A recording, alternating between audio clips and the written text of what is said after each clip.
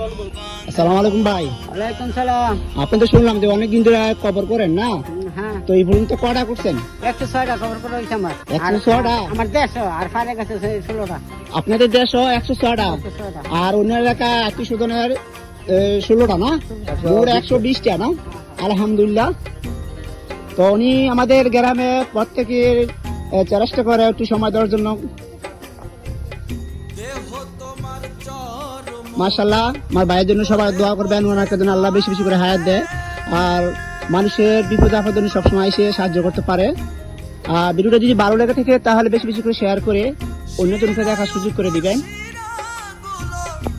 এটা হচ্ছে বৃষ্টির জন্য, যে আপনার কবর করার সময় অনেক সময় বৃষ্টি এসে পড়ে, তো আপনি এটা দিয়ে যদি ডাকনা থাকে বৃষ্টি সুন্দর মতন চারিদিকে পড়ে যায়, আপনার কবরটা সুন্দর মতন করতে পারে, গর্তের মধ্যে পানি পড়ে না।